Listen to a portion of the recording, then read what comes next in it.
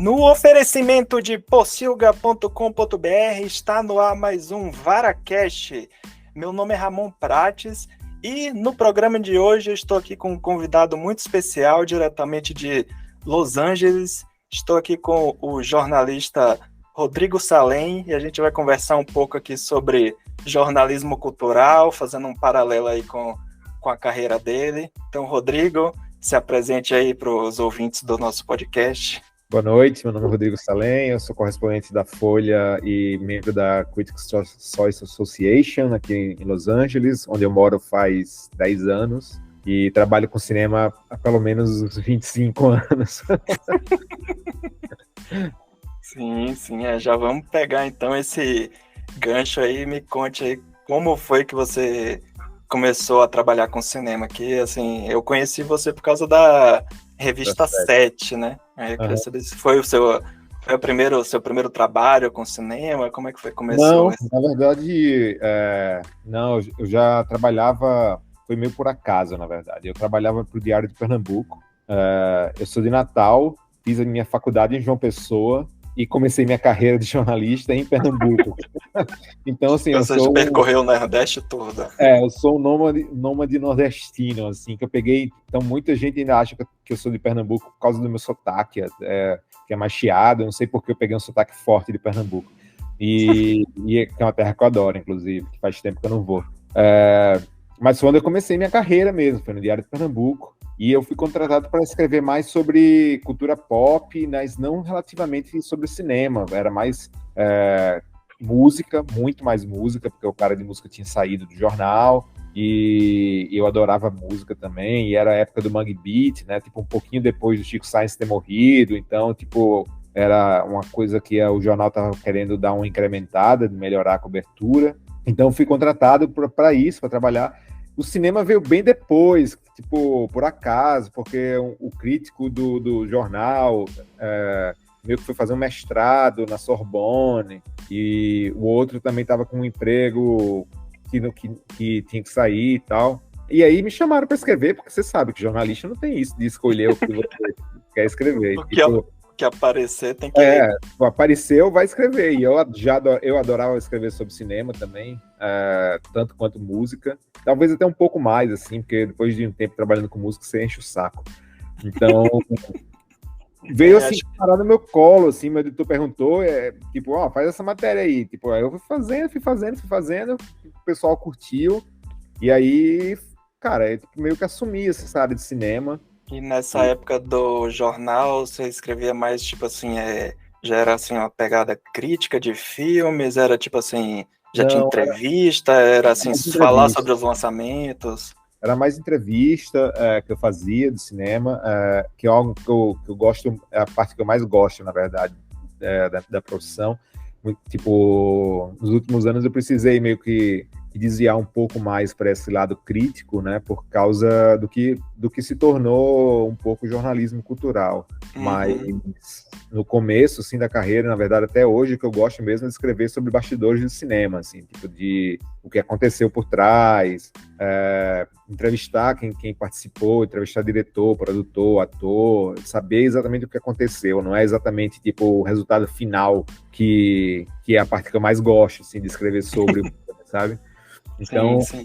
Então era mais sobre isso, assim, na época.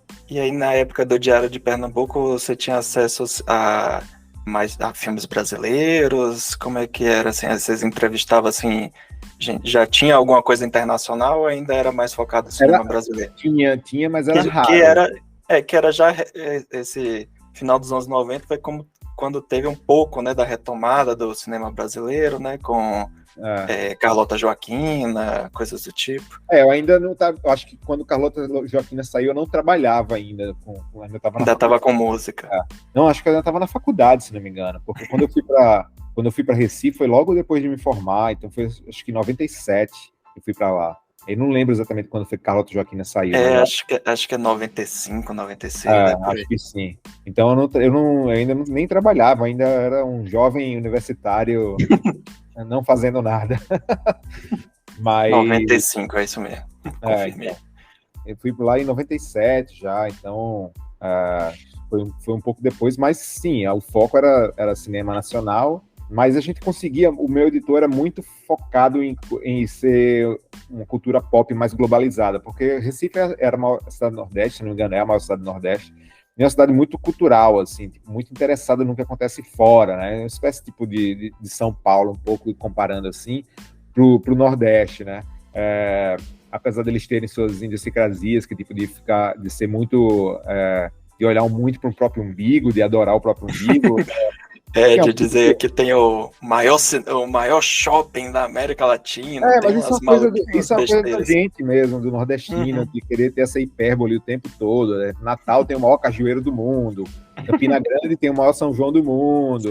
Todo mundo quer ter o maior do mundo, né? É uma coisa meio de insegurança, eu acho, que a gente tem no Nordeste. E aí, sim, o que eu estava falando mesmo? Agora eu esqueci.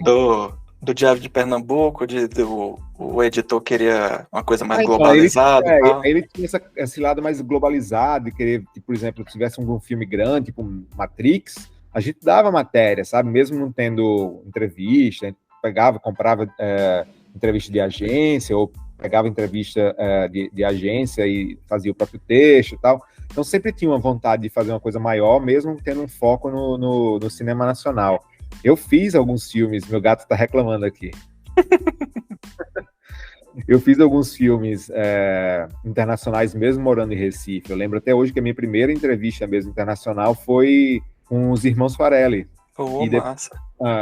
Eu falei na isso. Época de Quem Vai Ficar com Mary? Não, foi depois do Quem Vai Ficar com Mary. Foi... caramba. Depois foi o que? Ligado em Você... Talvez tenha sido aquele filme que ele fez. Ligado em Você, com Jack Black, não é? Não, com Jack Black era o Amor é Cego, que é com o Gwyneth Paltrow. Tem que ver a época. Minha memória, tipo, não funciona mais da pandemia, tá?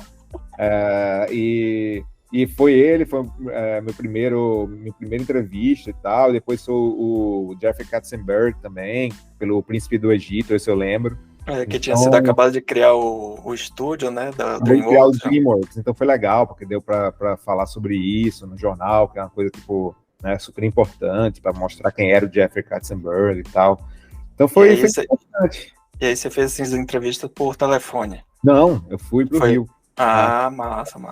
Então, a gente ia muito pro Rio de Janeiro fazer música, lançamento de disco, né, coisa que não se faz mais hoje em dia. Então a gente pro Rio, aí, tipo, para ouvir o CD, entrevistar o artista e tal. Tinha muito disso ainda naquela época, né? Tudo mudou, obviamente, mas era como se fazia. O pessoal deixava até um Discman, assim, no hotel para vocês escutarem o disco. Sim. Velhos tempos. E como é que você foi parar na Revista 7? Então, eu e o Roberto Sadowski, nós somos amigos de infância, né, de Natal. Então, quando eu me formei, ele trabalhava em Natal e eu disse para ele, então, eu acabei de me formar, vamos para São Paulo, vamos procurar emprego. E eu sou meio assim, de querer sair do canto, sabe? Eu não tenho muita paciência de ficar esperando, não. Tipo, vamos fazer. E aí, ele, beleza, vamos. Aí a gente foi junto, ficou na casa de uns amigos roqueiros que estavam em São Paulo. E a gente saiu procurando emprego e tal, tipo, batendo na porta de todo mundo, algumas indicações, obviamente, algumas pessoas que a gente gostava, queria conhecer. Foi super bem recebido na maioria dos cantos. Conhecemos a Isabela Boscov, conhecemos o Forastieri, né? Conhecemos o Odair Braz Júnior, que trabalhava na Herói na época. Conhecemos um monte de gente bacana, assim, no Estadão e tal. E aí Deodato tinha um grande amigo que indicou a gente pro Estadão, e Deodato, o Mike Deodato, né, tipo, que é um desenhista. Que é um amigo meu, tipo, de adolescência, desde a época que eu estudei em uma pessoa. Então ele indicou, a gente foi lá, e aí o Sadowski voltou para Natal, e aí, beleza, a gente fez os contatos, aí depois, assim, todo mundo falava, tipo, vai mandando aí sugestão de pauta, que é como tem que ser, né? E aí o Sadowski teve na época, eu lembro que ele teve o For All, que estava sendo filmado até em Natal, e ele fez uma matéria para o Estadão, e aí a Isabela gostou, também pediu uma para 7, e isso na época eu já estava indo para Recife já, então ele ficou em Natal, eu fui para Recife, eu já estava trabalhando já nessa área, e E aí foi isso, aí ele foi pra 7, na 7 teve toda uma mudança, assim, saiu da Azul, depois foi pra Abril. Durante a história teve um monte de mudança, né? Era foda. Ainda com a Isabela como editora-chefe, mas aí quando a 7, tipo, a 7 é uma revista que na Abril não deu muito certo, porque era uma revista que era uma editora que não visava lucros pequenos, só queria ter lucro grande. Ironicamente, elas adorariam ter um lucro pequeno agora. Qualquer lucro, né? E naquela época era qualquer lucro pequeno não valia a pena, qualquer circulação de tiragem de revista de nicho não valia a pena para Abril. Então eles tipo venderam para o grupo do ex-sócio do Tivita, que era o Ângelo Rossi. Então a gente não, né? A revista, junto com outras revistas da Abril que eram menores, foram para uma nova editora chamada Peixes, que era do Ângelo Rossi, que era o melhor amigo do Tivita, o cara que basicamente fundou a Abril com ele. Então, quando foi para lá, a Isabela não foi, ela preferiu ficar na Abril, que era, obviamente, um canto mais estável e bem grande, né? Ela ficou como colunista da Veja, né? Ela foi como editora da Veja, inclusive. Isso. Então, ela ficou e aí foi para lá. Quando a 7 foi para lá, o Sadowski me chamou, primeiro como editor online, mas era mais do tipo assim, editor online é uma desculpa para você vir, porque, na verdade, você vai trabalhar para a revista. E aí, eu já tinha sido chamado para trabalhar para Herói, quando eu trabalhava em Recife, só que o jornal cobriu a oferta, que é uma coisa bizarra, que ninguém faria isso, assim, de cobrir a oferta por jornalista cultural, né, que normalmente o jornalista mais valorizado é jornalista de política, de economia e tal. Só que me chamaram, com 2 anos de jornal, me chamaram para trabalhar na Herói, só que o jornal bancou a oferta e me promoveu para jornalista repórter sênior do jornal, e eu fiquei mais 1 ano. E aí, quando a 7 chamou, eu fui para eles e disse, então, agora eu tô indo e não tem mais, assim, leilão, não quero fazer contra oferta e tal, tá na hora de ir para São Paulo, não tem muito que daqui, tipo, como repórter sênior, eu tenho 23 anos de idade, vou virar editor, não vou virar editor tão cedo, eu quero escrever. E aí eu fui para 7.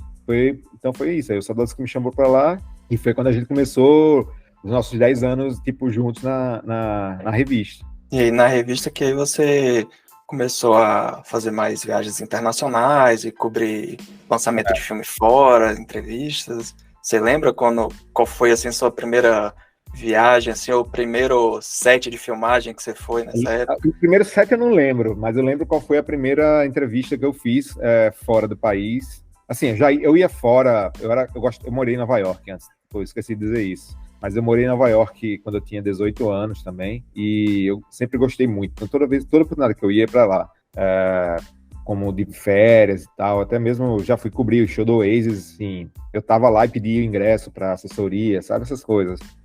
Primeira turnê do Travis, eu cobri lá.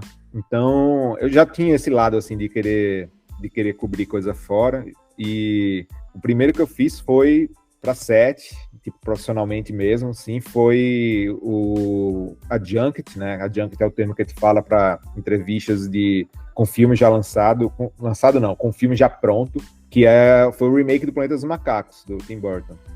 Então, minhas primeiras entrevistas foram Tim Burton, Mark Wahlberg, Tim Roth. Então, foi bem legal. Sim, já. Não sei se você gostou do filme, mas pelo menos os elencos, os realizadores já deve ter dado assim aquela. Eu gostei, eu gosto quando o filme é um pouco mais subversivo. Uhum. Porque na época, tipo, não foi uma unanimidade, né? Tipo, teve gente que gostou, gente que não gostou, enfim. Eu gosto, mas. Tem mais detratores do que apaixonados pelo filme, né? Mas eu gosto quando o filme meio que surpreende um pouco, sabe? Não é aquela coisa de sempre. E depois então você ficou 10 anos na 7, e como é que você foi parar aí em Los Angeles? Ou eu já tô pulando demais ainda? Teria um meio termo aí entre Los Angeles e a 7? Tem bastante, quer dizer, bastante não sei, mas tem bastante. Tem, porque eu saí da 7, né, que é uma longa história, do tipo, a revista meio que acabou por outras razões, que é uma revista que vendia super bem, nunca na nossa temporada lá, nunca entrou no vermelho, sempre vendeu muito bem. tipo, a edição de Matrix que a gente fez, vendeu tanto quanto a Sexy, pra você ter ideia. A gente teve que fazer teve que reimprimir a revista, coisa que nunca tinha acontecido. Então, quando a revista acabou, foi porque a editora tinha dívidas, foi comprada por um cara do Rio de Janeiro, que é basicamente especializado em pegar empresa quebrada e fazer alguma coisa com elas, que eu não entendo até hoje o quê, e não vou entrar nesse mérito, mas basicamente... Essas coisas financeiras são bizarras. É tipo quando a Livraria Cultura comprou a FENAC para terminar a FENAC, enfim.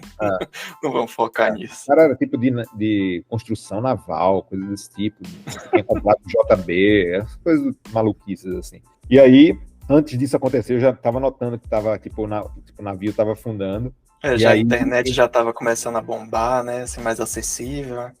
Mas assim, não era, foi nem. Acho que ainda daria mais algum caldo. Ainda daria mais uns 5 anos de revista, sabe? Mas o problema é que a editora em si estava acabando por causa desse cara. Ele não estava interessado em sustentar nenhuma revista. Ele queria acabar mesmo, levar para o Rio de Janeiro. Tanto que ainda saíram 2 edições da Sete, meio que tipo feita nas coxas, assim, no pessoal do que trabalhava com o JB, sem ganhar nenhum extra por isso, sabe? Os caras fizeram uma revista, mas sem ganhar um puto por isso, basicamente. Foda. Porque é aquela mentalidade completamente tacanha. Então, acho que ainda daria... A revista ainda tinha fôlego para se sustentar durante um tempo sozinho, mas, tipo, não fizeram isso, obviamente. Só que antes disso, eu tinha saído porque o ex-editor o diretor de Núcleo, que trabalhava com a Sete, com a Verbem e com a Sexy, ele era o novo diretor de Núcleo da Contigo, dessa área da Abril. E eu soube que estavam precisando do editor lá, do Internacional, e eu me ofereci, ele, tipo, me adorava. E é isso, eu fui para Contigo ainda, na época da Abril, trabalhar numa revista semanal. Foi super interessante, porque é uma revista de alta circulação. Eu saí de uma revista de nicho, né? 60 mil exemplares para uma de 500, assim, mil, então é bem diferente, assim. Mas é super interessante, porque, né, tipo, você vê como é uma equipe, como tem que ser uma equipe muito azeitada para trabalhar numa revista semanal, sabe? Tipo, de uma revista grossa, né? Uma revista apesar de ter muita foto, tipo, é uma revista com, será, 90 e poucas páginas, isso toda semana saindo. Então, foi interessante, mas não era obviamente, meu nicho, né? Haja fofoca, né? Haja história. Nessa época você escreveu o quê? Sobre... Eu não escrevia, né? Eu era editor. Isso foi um tá, só coordenava. Porque na Azul, na Peixes, aliás, a gente fazia tudo, né? Mesmo com o nome editor era só uma função, mas você escrevia tudo também. Então, assim, eu escrevia meus textos e outra pessoa editava, né? E aí eu pegava o texto de outras pessoas, como o do Sadovski, e eu editava o texto dele. Então, era essa comunhão, assim, do Matsumoto também e tal. Então, quando eu fui para Contigo, foi só para escrever, que foi meio bizarro, assim, na minha cabeça, sabe? Aliás, só para editar, não escrever. Isso foi muito bizarro para mim, tipo, não poder escrever. Mas tudo bem, fiquei lá 1 ano, depois me chamaram para ser o editor da a GQ estava indo para o Brasil, e o Ricardo Cruz, que era o editor-chefe da revista, que estava chegando para fazer um joint venture entre a Globo e a Condé Nast. E aí ele me chamou para ser um dos editores da revista. E aí eu fui, feliz da vida, obviamente, porque é um desafio ainda melhor, né? Tipo, é uma revista mundial, assim, de fama mundial, e pela primeira vez no Brasil, criar do zero uma revista, tipo, é estressante pra cacete, mas era incrível o tempo, assim, você criar uma coisa do zero. Nunca tinha acontecido comigo. Essa revista tinha conteúdo de coisa de cultura, né? De cinema, música. Tinha, a GQ inglesa, a GQ americana, pelo menos na época, elas eram muito boas. Os perfis delas eram incríveis. Tipo, você tinha acesso, tipo, até a brasileira teve acessos incríveis, sabe? Tipo, vou dizer, matérias que eu fiz, por exemplo, Justin Timberlake, eu fui, tipo, encontrei ele para ficar conversando meia hora no topo de um prédio em Nova York, sabe? Tipo, aqui no Brasil, aliás, no Brasil, eu fiquei com 2 dias com o Wagner Moura também, para fazer o perfil dele. Então, sim, tinha um acesso, era legal, era bacana, era uma revista, tipo, bem com intenção bem, tipo, de fazer super bem feita, assim, de ser uma revista muito sofisticada, por mais que complicado que fosse, né? E aí, depois disso, me chamaram para ir para Folha, para voltar a escrever, que era uma coisa que eu sentia falta, e aí me chamaram para ser o setorista de cinema da Ilustrada, e foi isso, eu fiquei, tipo, 3 anos lá, só que eu estava cansado de ficar aqui, aliás, no Brasil. Eu viajava muito naquela época também, que é uma coisa tipo, tá reclamando de barriga cheia, mas tipo, quando você viaja durante 20 anos e é tipo 2 dias de trabalho para 2 dias de viagem, às vezes não compensa. Sim, é bem cansativo. E aí eu comecei a ficar meio de saco cheio disso, e eu comecei a notar também que o Brasil estava indo num rumo muito estranho, com um lance de extrema direita e tal, algo que eu não gosto, tipo, não gosto de reacionários, assim, tipo, de um lado ou de outro, sabe? Tipo, não gosto de pessoas dizendo o que eu tenho que fazer. Então, foi uma época que eu disse que eu estava querendo estudar também, eu estava vendo que o jornalismo estava em decadência, o jornalismo impresso, né, basicamente. Comecei a notar muito isso, que estava isso, e eu decidi, conversei com minha mulher, disse, você acha a gente estudar em Los Angeles um tempo, ficar 3 anos lá, eu vou fazer um curso de roteiro na UCLA, e ela foi fazer um curso também na UCLA e tal, beleza, vamos ficar lá 3 anos, tipo, corta, estamos a 10 aqui.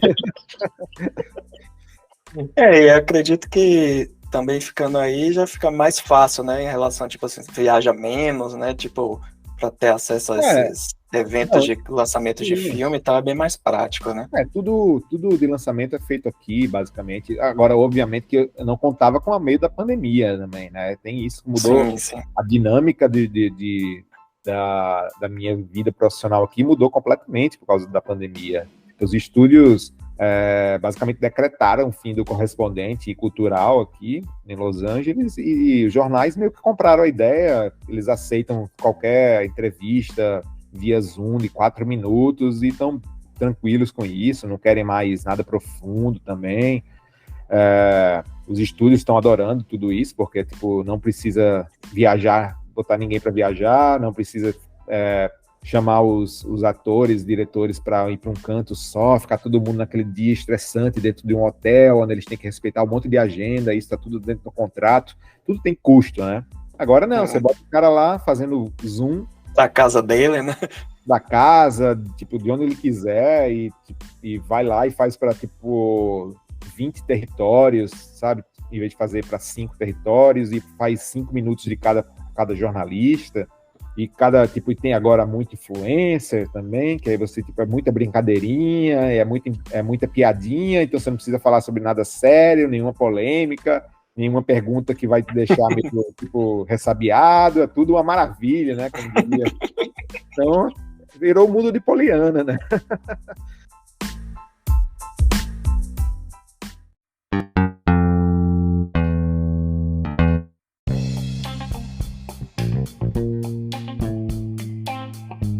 Então vamos pegar esse gancho aí que você falou aí dessas mudanças, tanto que as mais drásticas por causa da pandemia, mas também aí da evolução tanto aí dos veículos impressos para a parte de internet, essa parte de influência, e vamos começar a falar então dessas mudanças aí do jornalismo cultural.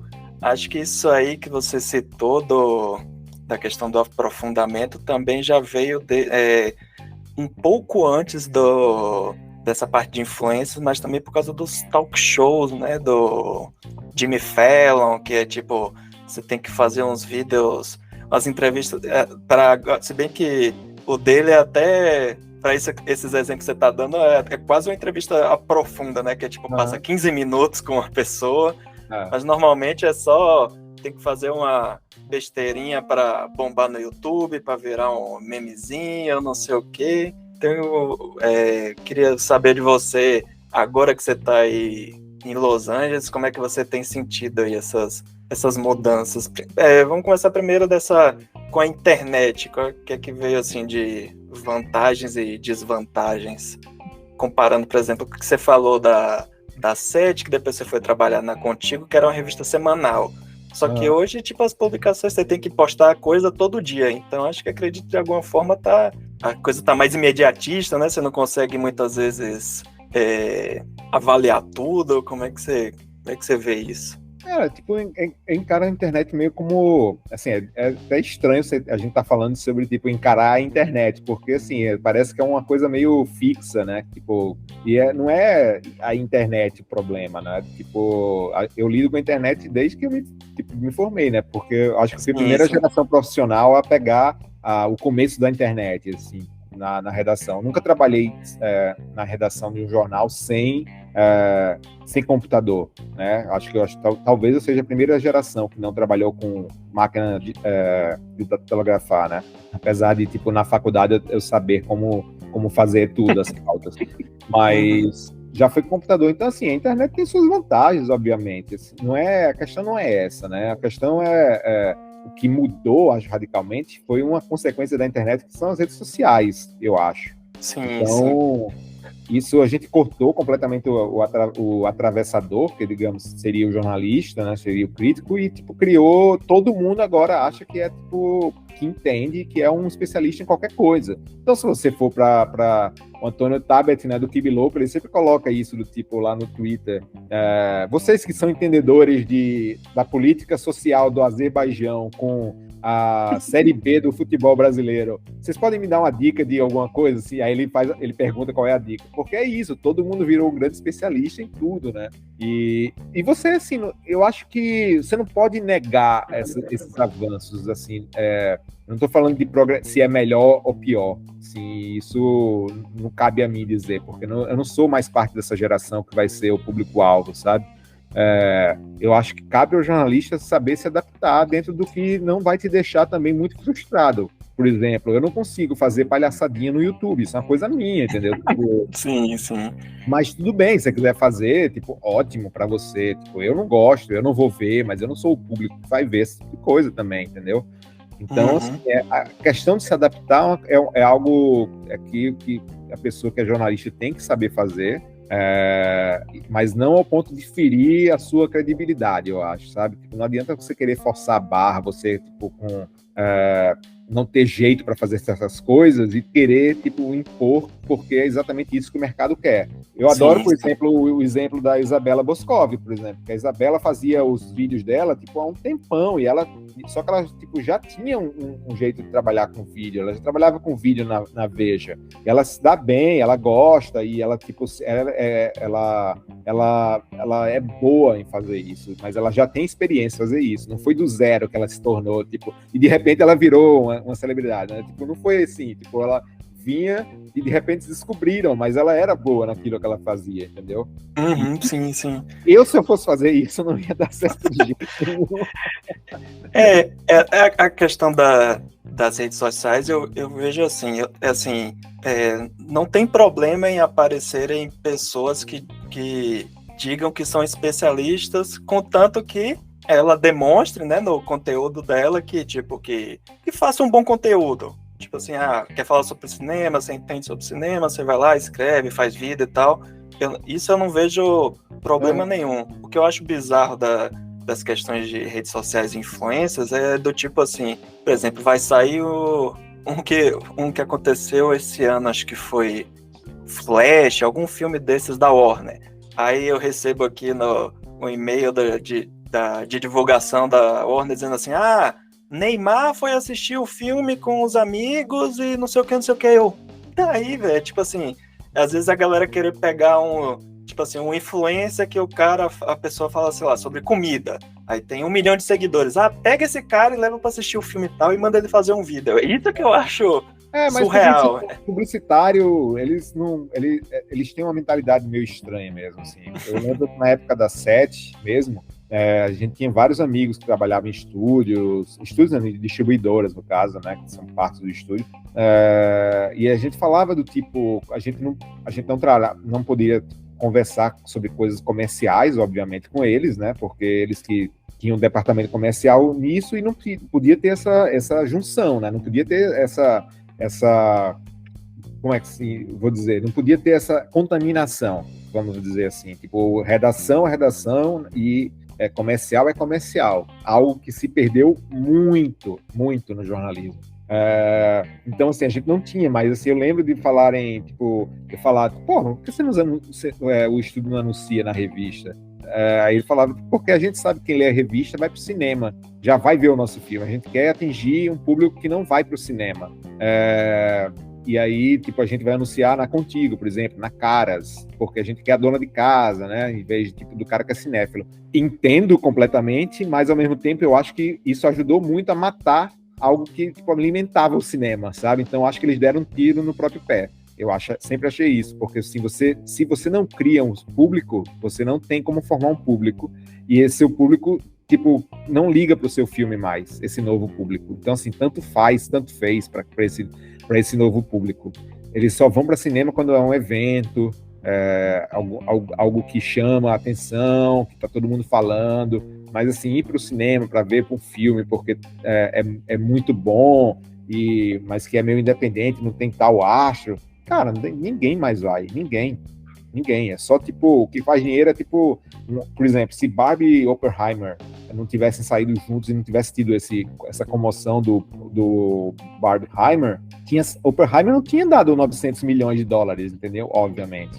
Sim, então, sim, assim, eu lembro que quando começou o marketing dos dois, aí tipo, a Barbie, os vídeos da Barbie mostravam assim, cenário, umas coisas assim, vai ter 500 participações especiais, blá blá blá, os atores. Aí saía o marketing do Oppenheimer, o filme vai ter 3 horas.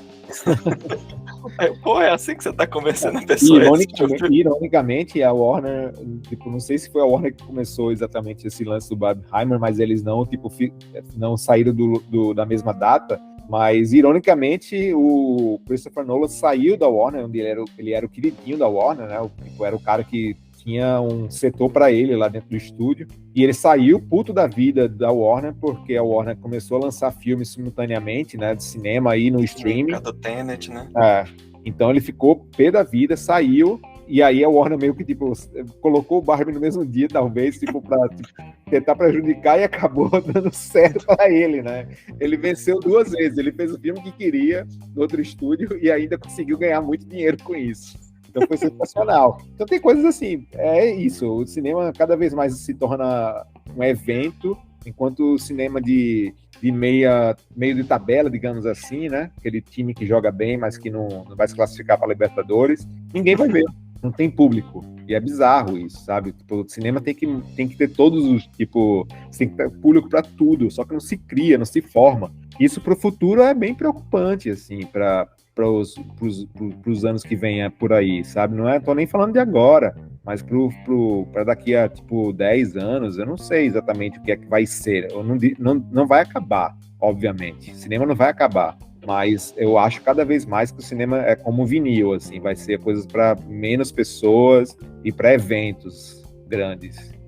Tem essa, principalmente depois da pandemia e os streams, né? Acho que isso começou a virar um que parece ser um modelo, mas ao mesmo tempo também o modelo de streaming também está demonstrando problemas, né? O modelo de streaming já estava, eu falo isso há muitos e muitos anos, é um modelo que é fadado não ao fracasso, mas é uma bolha. E é um modelo destinado a mudar, a ser muito mais compacto do que é hoje em dia.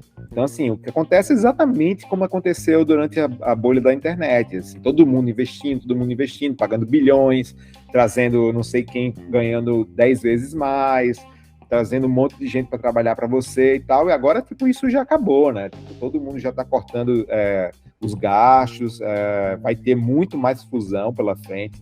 Eu não tenho a mínima dúvida disso, que daqui a 5 anos vão ter 5 major players, assim, no máximo de streaming. O resto vai ser coisinha tipo de nicho, sabe? Tipo Criterion Collection e tal. O MUBI, que passa filmes mais alternativos. Eu nem duvido se o MUBI também não vai ser comprado, entendeu? Então, é uma distribuidora também, né, eles. Sim. Então, eles têm contratos internacionais e tal, não sei exatamente onde vai parar, assim, em relação ao MUBI, mas pode ter certeza absoluta de que não vai continuar esse cenário, assim, e vai ser, por causa da greve que está acontecendo no momento, vai ter muito prejuízo nos próximos anos, assim, Agora ninguém está sentindo ainda, mas 2024 a coisa vai ser pesada.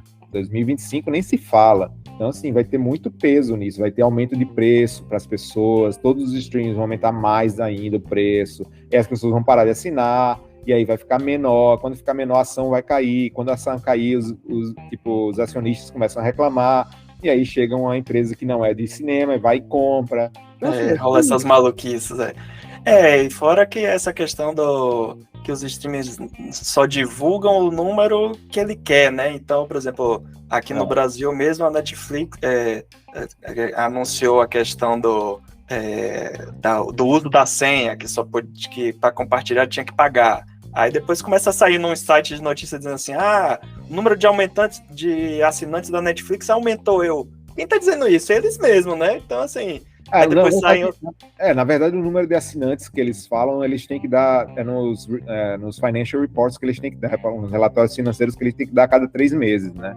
Então, isso não é escondido. Você pode fraudar, óbvio, mas se você fraudar e descobrem, acaba a empresa, entendeu? Então, não acredito que tenha nada nesse sentido, porque, inclusive, eles divulgaram números baixos algumas vezes. Então... o que eles não divulgam é a audiência dos seus programas. E aí eles só divulgam quando interessa a eles. O tipo, tal filme foi visto 1 bilhão de vezes por... em 5 minutos, Eles têm métricas completamente bizarras, que eles contam como visto quando você viu, 10, sei lá quantos segundos de filme. São métricas completamente que não existem realmente. Tem pessoas que veem o filme 10 minutos, acham uma merda, desliga e eles contabilizam como um filme visto, entendeu? Então, tem tudo isso. Tem toda uma cultura de segredo que não vai dar certo com a greve, inclusive. Eu não sei como vai ser resolvido isso, porque o segredo é o pilar fundamental dessas empresas de streaming. E eu não sei se os sindicatos de atores, sindicatos de roteiristas vão conseguir fazer com que eles liberem esse tipo de número, sabe? Para poder ter os residuals, né? Que é como ele ganhar pelo que é visto. Não sei se isso vai acontecer, eles vão ter que chegar a um acordo diferente, mas não vai ser nesse sentido, sabe? Então é isso, é um modelo que vai mudar sem dúvida nenhuma. Eu já falo isso faz tempo, já bato nessa tecla faz tempo.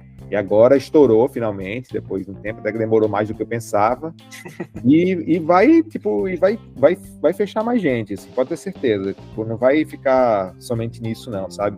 Tem gente que tem muito dinheiro para acabar, por exemplo. A Apple tem muito dinheiro, é uma empresa mais valiosa do mundo. Tem a Amazon, a Netflix, obviamente, que é um player gigantesco, né? É uma empresa que é a líder do mercado.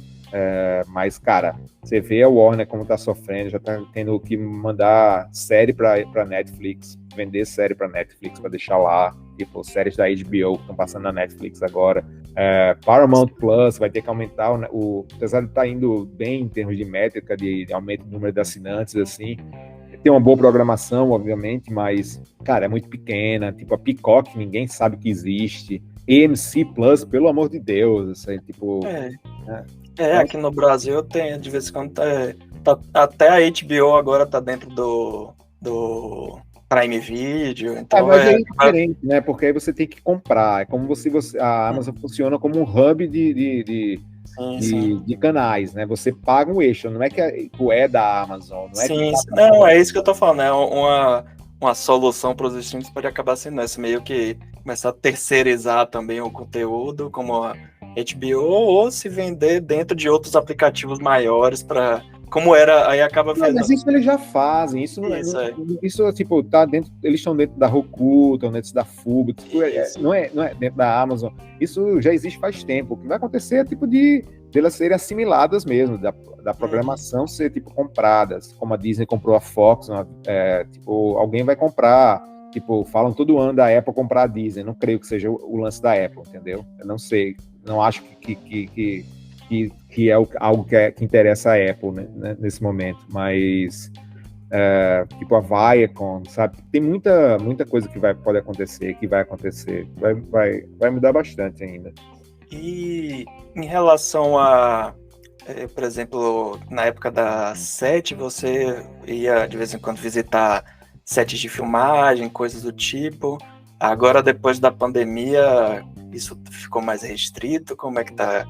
Já já estava menos, assim, ainda rolava, mas depois da pandemia virou quase zero, assim, set visits, quase zero. Eu fiz um set visit no ano inteiro, digamos, nesse ano. Mas é com essa mudança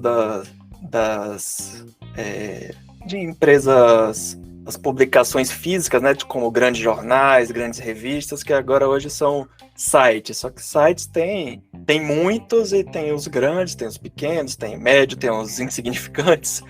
E nesse sentido, como é que funciona, assim? É que eu não vejo, por exemplo, aqui no Brasil, tem, por exemplo, o maior site de entretenimento, assim, espécie de nicho seria, sei lá, o Omelete, Jovem Nerd.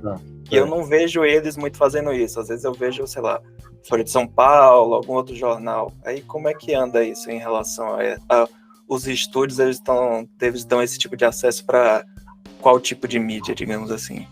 Normalmente, é difícil dizer, porque sempre tinha dias diferentes para cada gênero, né, de mídia. Então, assim, era um dia para TV, um dia para impresso e um dia para online. Com influência com youtuber hoje em dia, é assim, o que complica muito de você chamar para set visit é que não é permitido ter câmera, né? Então, isso dificulta muito para quem trabalha com YouTube. Nesse sentido. E com medo de vazamento, né, de foto de set, então, coisas do tipo. Então você vai ver menos gente trabalhando nesse sentido, assim. Sites podem cobrir ainda, mas o problema é que eu acho que diminuiu bastante, assim, porque virou risco, né? Você ter pessoas de fora. Quando eu fui fazer o set visit algum tempo do Fallout, assim, tipo, tive que fazer teste de Covid, sabe? Várias coisas, eu não podia entrar com celular também e tal. Foi um monte de complicação para fazer o set. E hoje em dia ainda é meio complicado, porque eles não querem. Se dá um Covid, não vai parar as filmagens, mas vai ser um problema, entendeu? Não para mais como antigamente. Mas você não quer que seu ator fique doente, por exemplo, e não possa trabalhar no dia seguinte. Então, assim, eu noto que está muito mais... Eu não leio mais matéria quase de set visits acontecendo. Sim. Quase não tá acontecendo mais. Junket diminuiu, de entrevista presencial diminuiu bastante, ainda acontece, mas quando acontece é para veículo grande, e para os de internet, assim, eles dão 4 minutos para você fazer, e normalmente 4 minutos para tipo várias pessoas, vários atores assim, juntos. Então, assim, que não dá tempo de fazer nada, né? Você só dá boa noite e acabou a entrevista. Não dá pra fazer porra nenhuma, assim. Eu fiz a última... Eu fiz Sandman da Netflix. Foi a primeira que eu fiz depois da volta, assim, quando eu comecei, tipo, tá bom, acho que tem que começar a voltar a fazer algumas coisas, assim, porque... E aí eu fui fazer, mas, assim, a maioria tava fazendo via Zoom, mas eu fui lá no Four Seasons fazer as entrevistas, e aí quando falaram, não, vai ser, tipo, 8 minutos para fazer. Tipo, como assim, gente? Se me chamaram, é um jornal, não é online, porque eles não estão mudando mais a estrutura, sabe? É a mesma estrutura para jornal e para online, vídeo. Então, assim, é como se todo mundo fizesse vídeo hoje em dia, mesmo quem trabalha para online. Então, eu faço como se estivesse fazendo vídeo, mas eu não estou fazendo vídeo, estou fazendo para impresso. Eu posso até usar o vídeo se eu quiser no impresso, mas não é o caso. Se tipo, a Folha ainda tivesse a TV Folha, por exemplo, interessasse, aí beleza. Então, é isso que está acontecendo, sabe? Tipo, são bem menos o tempo, assim, é um controle de narrativa muito forte, e hoje é padaria, mais do que nunca. Quanto mais veículos, melhor, assim. Então, em vez de fazer 5 veículos em meia hora, ele tá fazendo 10 veículos em meia hora, sabe, o ator. Então, assim, é uma padaria. Então, você vê a mesma declaração em todo canto, basicamente. É tudo frase feita, você não vê nada realmente original, você não vê nenhum assunto realmente tratado com profundidade, salvo raras exceções, obviamente, como, né, tipo, você ainda tem a Empire trabalhando bem na Inglaterra, você tem o dessa parte de visitação de set, eu acho que eu só tenho visto essas pautas na Empire mesmo. E mais até na publicação impressa, entre aspas, né, que tem também digital, mas no site mesmo eles não costumam postar muita coisa. Acho que acabou até isso, também virou meio nicho, né? A galera também não tem muito interesse talvez em ver. O texto é grande, né? E se você coloca tudo no online, canibaliza também a sua revista, né? Na Inglaterra ainda se lê, então é diferente. Você vê as pessoas no metrô lendo jornal o tempo todo, a revista ainda vende, mesmo que não venda tanto quanto vendia. Eles começaram a investir em podcast também, então é um grupo de mídia forte, né, lá da que a Empire faz parte, né, não é, acho que é Bauer, se eu não me engano. Então, acho que até essas entrevistas mais profundas eu acompanho poucos podcasts gringos, mas a Empire é uma da que consegue também assim fazer. Pega um Quentin Tarantino e passa 1 hora conversando com ele. Eles têm acesso, eles têm nome também, e é a única revista, basicamente, de cinema relevante no mundo hoje em dia. Por sorte, tenho muitos amigos na Empire. Meu melhor amigo trabalha para a Empire aqui nos Estados Unidos e tal. O cara que faz o podcast da Empire é um dos meus mais antigos amigos de set, visit também. Então, assim, é legal o que eles fazem. Ainda é um pouco de jornalismo tipo cultural, cinematográfico bem bacana de se acompanhar, mas é bem raro, não existe mais Entertainment Weekly, não existe mais a Premiere, não existe, né, tipo, revista, não existe mais nada também, e eu acho que talvez os estúdios tenham chegado ao ponto que talvez tenham achado que não precisa mais dar set visit para outros países, que talvez não interesse mais, que chama sua atenção a entrevista, que relato de set visit não interessa, porque as pessoas querem ver, não querem ler. Então, assim, tudo mudou, mas é algo meio previsível. Foi uma das razões de ter saído do Brasil, foi isso, assim, tipo, preciso estudar roteiro, porque jornalismo não vai levar para canto nenhum. E eu, tipo, não tenho o que reclamar na minha época de set, de folha e tal, cara, tipo, cobri tudo que eu pude cobrir, assim, sabe, tipo de coisa, já entrevistei todo mundo que eu queria entrevistar, salvo pouquíssimas exceções, assim, ainda que eu queria conhecer. Eu já fiz a maioria que eu pude, então, assim, é bom você ter essa noção, sabe, tipo, saber para onde tá caminhando. É muito importante, você não pode ser pego de surpresa, mas, assim, muita gente é pego de surpresa porque muita gente se acha crítico do cinema, e eu nunca me vi como crítico do cinema, sempre me vi como jornalista. E aí você, como jornalista, tem que estar, tipo, muito, tipo, sabendo o que tá acontecendo no mundo ao seu redor, sabe? Não é só cinema. Eu nunca quis ser, tipo, conhecido por ser um jornalista só de cinema e tal, para ter ido para essa área. Eu gosto, tipo, de saber o que está acontecendo fora também, da cultura, politicamente, socialmente, né? O que é que está vindo aí, tecnologia, AI agora vai mudar completamente tudo. Então, assim, sim. Se você não estiver preparado, adeus.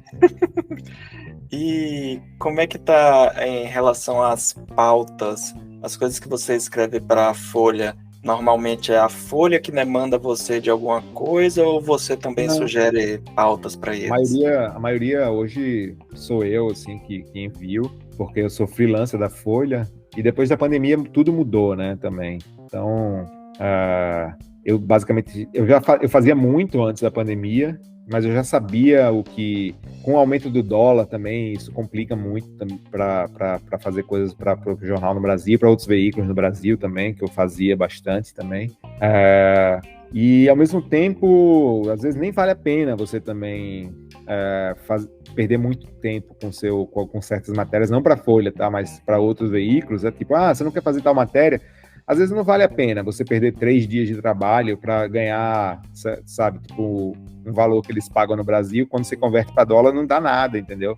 Uhum. Então, é muito complicado. Então eu que dou a pauta, mas eu já sei basicamente o que interessa, depois de tanto tempo trabalhando no jornal, já sei o que interessa mais ou menos a eles, eu digo, me ofereceram isso, interessa, o que é que vocês acham? Por exemplo, a última que eu fiz foi sobre o Sound of Freedom, né, o Som da Liberdade, por exemplo. Sim. Então, assim, isso eu sabia que era, tipo, interessaria a Folha. Tentei ir atrás dos diretores para entrevistar, mas obviamente que eles não estavam mais dando entrevista nenhuma. Mas aí eu fiz a matéria, fui lá ver o filme e tal, porque eu sabia que esse tipo de pauta é uma pauta que rende para a Folha, não é uma coisa muito específica que vai dar, tipo, sabe, não é mais uma cobertura, por exemplo, vai sair um filme de super-heróis, tipo, é o mesmo de sempre, sabe? Então não adianta eu chegar e vender uma pauta sobre um super-herói que eu sei que não vão querer, entendeu? Ele tem que ser uma coisa diferente. E é mais que o estúdio hoje em dia vai dar, tipo, se tiver, por exemplo, as Marvels, Se ele tem uma entrevista no Brasil para a Folha, ele vai dar possivelmente para via Zoom, né, para a Folha de São Paulo. E a Folha vai fazer dentro da própria redação, que não tem custo nenhum também. Então tem isso, assim, sabe? Então eu entendo os dois lados da moeda. E fora a Folha, o que você tem feito, então, em relação a jornalismo cultural? Você tem também seu jabá e a sua newsletter, que é paga, o Desafio do Desconhecido, não é isso? Desafiador do Desconhecido. Desafiador do Desconhecido. Isso tem ajudado ou é só mais um hobby mesmo? Começou como um hobby, na verdade não era nem um hobby, era mais uma forma do tipo de parar de dar conteúdo grátis pro Twitter, que é algo que eu tava dando muito, assim. Sim, com certeza. Escrevia fios e mais fios sobre cinema e tal, tipo, eu via que dava muito engajamento, eu disse, por que eu tô dando isso de graça pros outros? Eu vou fazer. Aí um amigo meu que trabalha com UX, Bruno Rodrigues, ele falou, cara, você deveria fazer uma newsletter. Eu, tipo, eu sempre sou relutante, sim, eu sou mais tradicional. Não, perder meu tempo mais com isso não, pelo amor de Deus, né? Mais uma coisa para fazer. Tipo, mais um blog, né? Eu não quero fazer blog, eu quero ganhar dinheiro. E aí mas aí eu comecei a fazer, eu decidi fazer, tipo, tá bom, então eu não vou fazer mais, tipo, o Twitter, botar muita opinião lá dentro, e eu vou começar isso, faço uma coisa menorzinha, e eu divido uma parte paga e uma parte grátis, né? Tipo, toda terça ou quarta eu publico um texto grátis, na sexta-feira sai uma versão gigante paga, né? Então aí eu fiz isso, basicamente, para tentar, tipo, ser pago pelo conteúdo que eu estava fornecendo de graça, entendeu? Porque eu acho meio absurdo a gente ter tipo, esse tipo de conteúdo e a gente entregar de graça pro Elon Musk ser um bilionário, entendeu? Sim, ou para Zuckerberg, né, no Instagram e outras redes sociais, Facebook. Exato. Eu parei completamente com isso. Eu diminuí bastante o Twitter, que basicamente virou falando algumas coisas que eu já publico na newsletter, umas coisas meio por cima, mas tipo, dificilmente você vai me ver tipo, dando muita opinião lá. Tipo, eu posso dar uma opinião super superficial assim. Quando eu for numa premiere, eu posso escrever tipo, puta, filme do caralho, blá blá blá, mas não vou tipo, alongar muito. As pessoas até ficam tipo, isso, tipo, não adianta, eu não vou responder. Porque eu entendo o que as pessoas querem ver, mas assim, ao mesmo tempo eu preciso valorizar um pouco o meu acesso, sabe? Então, assim, se o jornalista não dá valor um pouco ao que escreve, ao seu próprio trabalho, ao nome que você construiu um pouco durante uma carreira, você não tem nada no fim das contas, né? E aí a newsletter foi bem surpreendente, apesar do Bruno dizer que sempre achava que ia dar certo, mas eu me surpreendi bastante porque tipo, em 2 anos a gente consegui tipo 4.000 seguidores, tipo leitores, sabe, da newsletter. Isso tipo nunca imaginei que fosse ter isso, sabe? Obviamente que que a newsletter não paga tipo, nem um terço do meu aluguel, mas tipo ao mesmo tempo não é sobre ficar rico, né? Sim, com certeza. É mais sobre, tipo, uma espécie de valorização do seu trabalho, sabe? Tipo, de você notar que tem certas pessoas que gostam do que você escreve, tipo, curtem, que, tipo, tem um certo valor ainda o que você escreve. Um pouco profundo, um pouco mais sério, um pouco engraçado, ou no estilo que a pessoa curte e tal. Então, assim, foi surpreendente? Foi, porque mostra que tem pessoas que ainda querem ler esse tipo de conteúdo, sabe? Isso foi super interessante de perceber, e hoje eu me dedico para a newsletter tanto quanto eu dedicava a minhas matérias, entendeu? Da Folha, porque é uma coisa que eu tenho semanalmente, religiosamente, 2 vezes por semana vai estar publicado, e eu gosto de fazer, eu acho legal, eu não tenho ninguém me controlando para dizer o que eu quero, o que eu preciso escrever ou não. E aí vai, né, tipo, de você saber o que vai atrair leitor, o que vai atrair mais gente, o que é que realmente dá leitura, o que é que não dá. Você vai aprendendo, você tem um feedback instantâneo, tudo isso, com os números que você tá lá do Substack, né? Então você sabe o que é que tá abrindo mais, qual é o link que tá vendo e tal. Então é interessantíssimo, assim. Por isso que eu acho, tipo, eu não consigo fazer palhaçadinha em YouTube, apesar do canal dos Quatro Fantásticos ser uma palhaçada de vez em quando. Mas eu encontrei uma forma diferente, sabe, de me adaptar, assim, ao que está acontecendo. na newsletter. Obviamente que eu tenho outras coisas aqui que me sustentam nos Estados Unidos, não é isso que me sustenta nos Estados Unidos, né? Mas foi uma surpresa bem agradável de ter, tipo, eu me dedico. Eu acho que só tende a crescer mais, assim, a newsletter com o passar dos anos, sabe? Vai ter muito mais coisa exclusiva, eu acho. Pode até chegar uma hora que eu vá para festival para cobrir para newsletter só, por exemplo. Uhum. Bacana. Eu sempre falo, assim, às vezes quando eu vou em cabine de imprensa aqui em Brasília, a cabine de imprensa agora tem gente, tem de tudo, né? Tem gente que tem perfil no TikTok, tem gente do Instagram, YouTube, e gente que escreve, né? Tem podcast, tem de tudo. Parece a galera, assim, que só tem esse perfil no Instagram, essas coisas, até alguns que lá no perfil da Pocilga eu sigo e dou uns likes, dou uns comentários, eu sempre falo, cara, pegue esse seu conteúdo que você está gerando aqui para as redes sociais e faça um sitezinho, um blogzinho, qualquer besteira, deixe lá para quem pesquisar no Google, porque você não sabe amanhã, é o que está acontecendo com o Twitter, né? Um bilionário maluco compra e aí você vai fazer o quê? Você tá refém agora desse cara, sacou? Exatamente. Que para uma pessoa tipo você, que tem uma quantidade de seguidores e quer divulgar o trabalho, você não vai simplesmente virar e dizer, foda-se Twitter. Mas você já começa a usar menos, blá blá blá, e aí se você só dependia do Twitter, pronto, fodeu, né? Exatamente, já mudou muito, porque com essa briga do Elon Musk, por exemplo, eu não consigo divulgar a newsletter como eu conseguia, porque ele bloqueou o acesso ao Substack, né? Então se eu boto o link lá, tá bloqueado pelo Twitter, as pessoas não vão ver. E era muito mais legal você botar o link que a pessoa clicava em cima e lia a matéria, sabe? Hoje em dia tem que botar link na bio para a pessoa ir para lá e depois abrir a matéria. Sim. Tudo que exige algo a mais da pessoa, existe uma queda no acesso, né? É mais ou menos como você dizer, esse filme na Netflix teve 1 milhão de espectadores. Se ele estivesse no cinema, ele ia gerar X milhões. Isso é uma falácia, entendeu?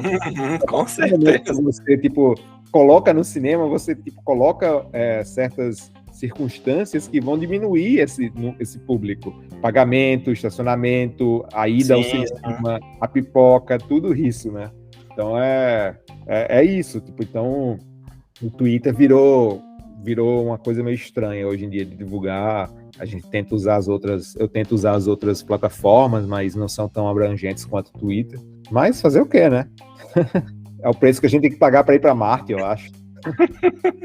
Pois é, para ficar mandando milionário maluco para construir foguete em forma de pinto, né? Mas é isso, Rodrigo. O papo tá bom, mas é isso. A parte de jornalismo cultural é muito ampla. A gente já falou de streaming, já falou de tanta coisa que se deixar a gente fica aqui. Eu ainda penso em escrever um livro sobre jornalismo, tipo, nesse sentido, jornalismo cinematográfico ainda, mas eu precisaria tipo, parar um tempo para fazer isso, sabe? Eu não tenho como parar ainda, mas é um projeto que eu sempre pensei em ter. Já tem aqui uma entrevista aí de 1 hora para você se inspirar depois. Já pega aí uns pedaços, já transcreve, já é um ponto de início aí. Tem que fazer uma coisa bem chamativa, assim, tipo, 100 regras para você seguir para morar em Hollywood, sabe? Uma coisa assim. Como viver de jornalismo cultural na capital do cinema, alguma coisa assim, né? Jornalismo, não, vencer em Hollywood, entenda. Tem que ser... 5 motivos, foi a piada que eu vi até no Greg News semana, que era tipo assim, 5 motivos para você virar alguma coisa. O 4º motivo vai te surpreender, que é para obrigar você a assistir até pelo menos mais perto do final do vídeo, senão você não vai até o fim. Pois é.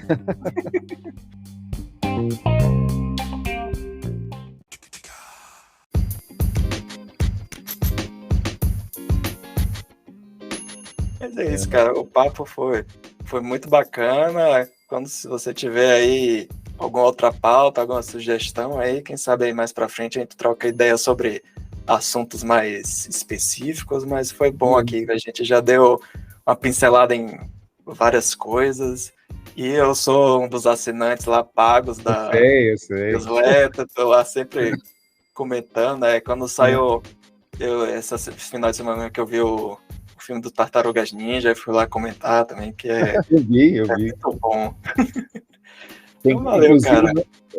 Eu vou começar a escrever de amanhã, logo depois que a gente terminar. Já tá enquadrada já, mas a gente precisa escrever. Ah, massa. Eu vou ver quando aqui no Varacast, a gente não demora muito para publicar. Então já. Avisa, então. Assim que tiver no ar, eu já te aviso.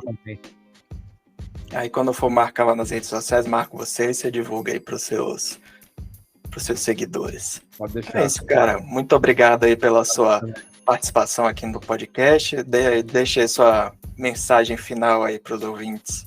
Não façam jornalismo. Aqui do pessoal que contribui para Pocilga tem duas mulheres, aqui de Brasília, que são jornalistas, aí uma tá fazendo faculdade de gastronomia, de panificação, tá trabalhando com isso. Perfeito, muito bom. E é a Bianca, a Bia. Parabéns, Bianca, você tomou uma decisão corretíssima na sua vida. E tem a Elaine, que ela é formada em publicidade e em jornalismo, mas ela é concursada do TRT. Então, então tá beleza. Então tá. Eu tô estudando vinho, eu quero me aposentar, falando sobre vinho. Começar uma newsletter sobre vinho, para ver se eu chego a algum lugar. Aí você pode fazer os paralelos com a cultura pop, né? Tipo lá o... Não, eu não quero mais nunca saber de cultura pop depois que eu estiver só trabalhando com vinho. Não, como porta de entrada pra galera conhecer, tipo, conhece aqui a Rota do Vinho de Sideways. Aí você já pega isso aí, aí depois disso você vai se aprofundando. Vou fazer um YouTube de palhaçadinha sobre vinho, você vai ver. Então falou, cara. Muito obrigado pela participação. Até a próxima. Valeu, pessoal. Até mais.